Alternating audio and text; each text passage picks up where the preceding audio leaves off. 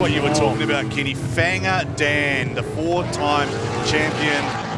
I think a relaxed Fanger Dan and one that doesn't care. And certainly didn't care about the smoke through the transition there, but what a lead run here so far from Sean Potros, opening the door for Fanger to get on the door. Sean Potros, Fanger Dan. Sean, oh no! Potros! Crack then. What's he doing? He was way behind, and that's his own doing. He went off the track. There's something wrong.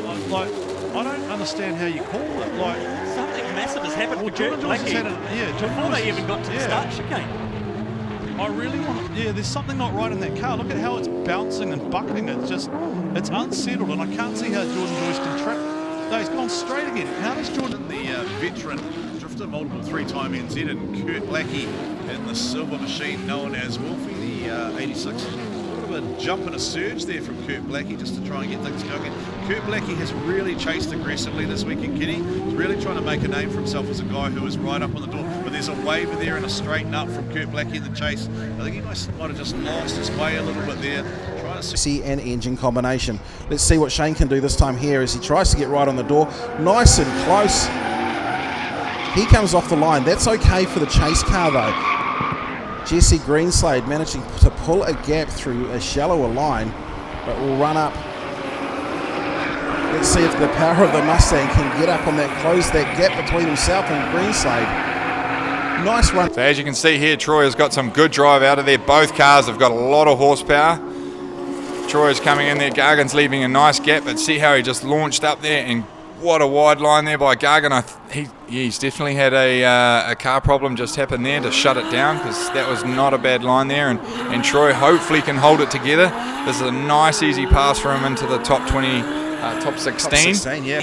Yeah, that's right, but it doesn't really stick for the 2JZ powered NAC RX-7 on entry. A lot of drivers are being caught out by that high-speed entry right onto a concrete wall, but right out the front right now is Fanger Dan Woolhouse in the Century Batteries V Holden Commodore, and he'll hold a huge advantage. 9-1 you'd have to say from the judges. All Fanger has to do is finish the section and follow the criteria through, and Dana Templeman has a lot of work to do in the second pass, Brendan. Yeah, he done a great job to close the proximity. Sutherland, the man who rolled his 831 Safiro at Mount Smart Stadium. Big entry from both. Phil Sutherland drops some dirt, and Joe Kukatai shallows up in the Rockstar Energy R32. These two drivers are the characters of D1NZ, as I said, just marked down for Kukatai, unfortunately, and it's going to be enough for Phil Sutherland to go through to the top 16 next week. Coming down to the turn for Adam Davies. Davies comes up, hits the concrete, rails the concrete, and that is going to be a 10-0 advantage. So I would guess, and he has come to a stop, shaking his head. So issues for Adam Davies. Davies shakes his head and says, well, that's me done.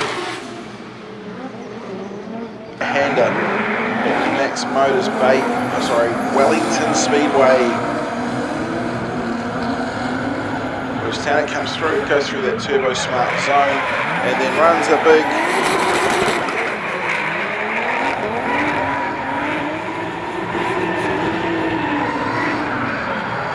right, get down, no, he's still on the gas. I thought he might have made a similar mistake to what I believe was shallow all the way out. A little shift there. See it? Yeah, see, he's not quite. Where did Adam go? He's walked it off the initiation. Something's happened. He's hogged the car. Luke Finker's just flying away. He's trying to catch back up now, look. Diving down into the rear quarter.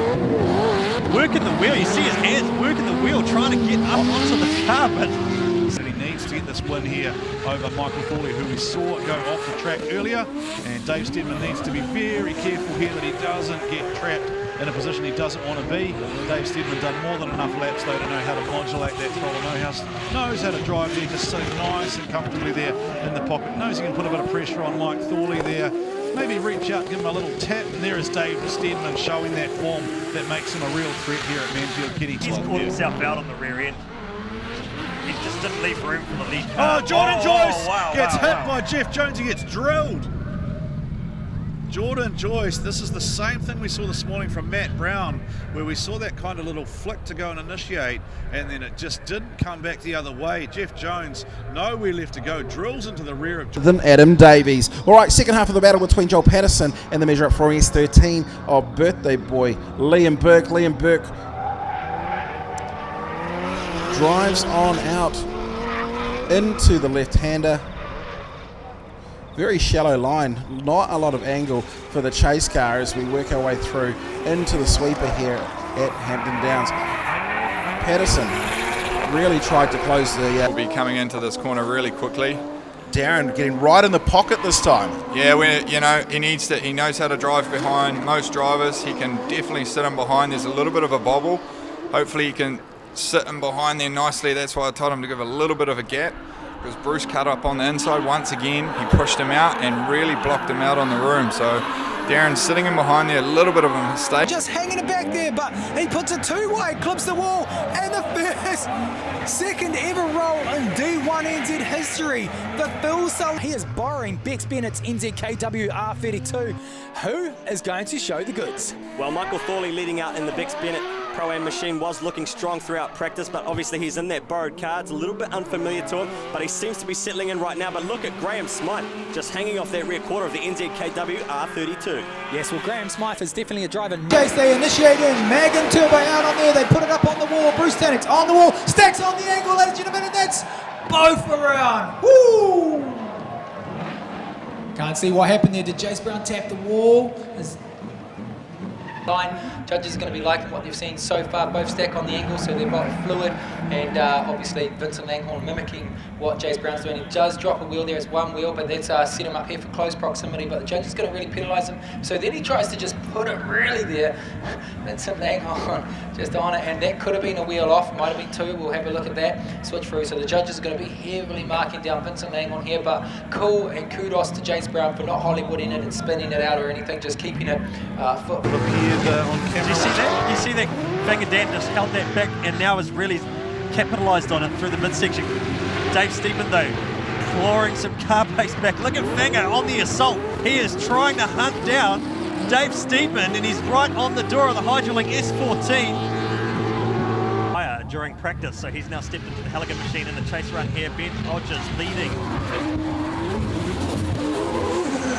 Braden are electing to basically stay sideways there and kind of drift on angle up past, allowing Ben Hodges to transition. Brady Martin get out to the outside there, but now dips down to the inside, just about tags Ben. First look at Connor Halligan for the afternoon, the local man from here in Taupo. Let's see if he's got this car dialed and sort of getting, because we saw yesterday he had a few challenges just due to being a fresh build, but he hadn't done a lot of driving, and it looks pretty sorted and solid so far, with not a lot of fight back so far from Dan Caldwell. I think Halligan over the season, when they really get settled with that car. Versus 2JZ as they both set themselves up for the turn, and huge angle, huge lock for Dave Steedman, and he may have run well. Jaron O'Connor probably lucky to actually hold on to that car. I thought he might have straightened up, but managed to dial on the angle and has over-rotated.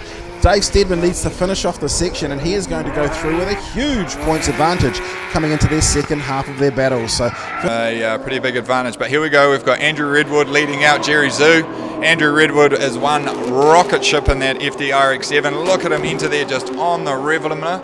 Nice wide line there, and he's able to suck up nicely in there. He's actually giving a real nice line for Jerry to follow. Jerry washing really wide there and now making a very messy run of it, but Andrew in the lead run. wow, just it's clean. Entry speed as he sparks down the front straight. So it's a 10-0 advantage right now to Cole Armstrong and the V Energy new powered NASCAR motor, but that's a big straight line there, and another big straight line here. Now the judges are going to crucify Cole Armstrong for that. One more and he drives the section 10-0. The judges are automatic. Final round at the grand final at Pukekohe. Yeah, well, you see that standing start there, working a treat for the lead driver, allowing that chase driver just to get that all-important close proximity, but he hasn't used it wisely here on Forley. Now he just does know he's got an advantage, so Forley will just be trying to push out that gap, try to score all those points back, and it's not going to be enough, and Hedges will take the third podium. Keep the loud pedal down now, he's up on the bank, and is he going to tap the wall? No, he doesn't. Rides the wall. Stuart Baker's got a huge gap here in the Link S13. Vincent Langhorne closes the gap. switches on through. He's going to probably take a shallow line here just to try to catch up, but he doesn't actually. No, there's the mid-line. Both of them hit the clip. And powering out through NZ Vapor and off through the Casper transmission wall ride. So the judges asked for a very shallow, they want to see... Mr. Fink has an advantage at the moment. We know that he's battling some car issues with some limit cuts related to temperature and some other bits and pieces. Probably a little bit easier to drive the car in the lead position, right? Because you're not sucking that hot air in from the car that you're following. So Mr. Fink doing Fink things out front. And Sam West really with no one off the track. He just literally understeered himself off the track. And then Jordan Joyce has looked. You saw Jordan Joyce turn his head.